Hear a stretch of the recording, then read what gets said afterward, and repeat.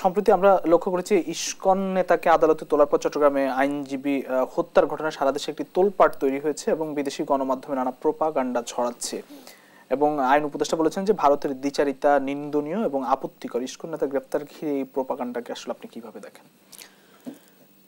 দেখুন, এটি একটি দুঃখজনক ঘটনা। ইসকনের মাধ্যমে, ইসকনের কর্মীদের মাধ্যমে আমাদের একজন আইনজীবী নিহত হয়েছেন। আমি এটার তীব্র নিন্দা জানাচ্ছি। এবং ইসকন আসলে ভারতীয় কোনো সনাতন ধর্মাবলম্বীদেরও কোনো অর্গানাইজেশন নয়। এটা হচ্ছে তাদের জাস্ট লেবাস, ওদের পোশাক।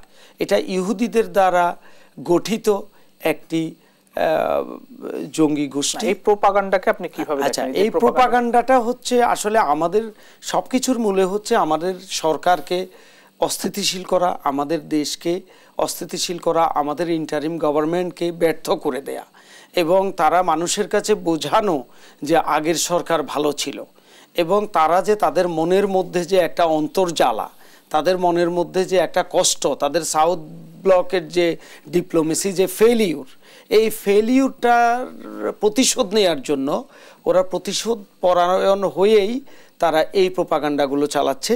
এবং বিশ্বে দেখেন আমাদের দেশের তুলনায় ইন্ডিয়ার প্রভাব প্রতিপত্তি একটু বেশি এবং তারা বড় দেশ। কোথায় সেটা প্রভাব প্রতিপত্তি বেশি? সারা পৃথিবীতেই আমাদের তুলনায় আমরা হচ্ছি ছোট একটি দেশ এবং আমাদের দেশে 18 কোটি মানুষ, ওদের দেশে 100 কোটির বেশি মানুষ।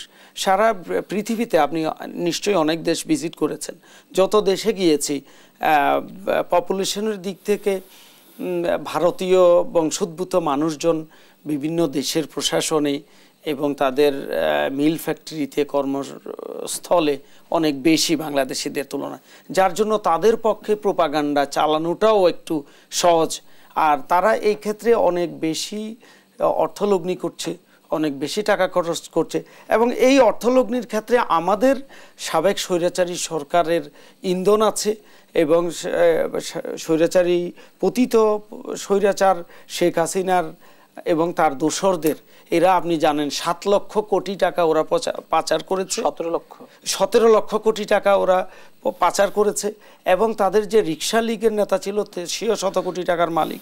তো তারা নির্দ্বিধায় বিভিন্ন জায়গায় ওরা টাকা খরচ করছে এবং টাকা খরচ করে বিভিন্ন মিডিয়াতে, বিভিন্ন এজেন্সিতে, বিভিন্ন লবিস্ট নিয়োগ করে তারা তাদের এই প্রোপাগান্ডাগুলো চালিয়ে যাচ্ছে। এবং তারা যখন ক্ষমতায় ছিল আপনি জানেন তারা লবিস্ট নিয়োগ করে ইউরোপ, আমেরিকা, লন্ডন এবং কানাডাতে মিলিয়নস অফ ডলার খরচ করে তারা এই বাংলাদেশের সরকারের ট্যাক্সের টাকা খরচ করে জনগণের বিরুদ্ধে প্রচার করেছে, প্রোপাগান্ডা করেছে এবং তাদের স্বৈর শাসনকে লেজিটিমেট করার ওরা চেষ্টা করেছিল।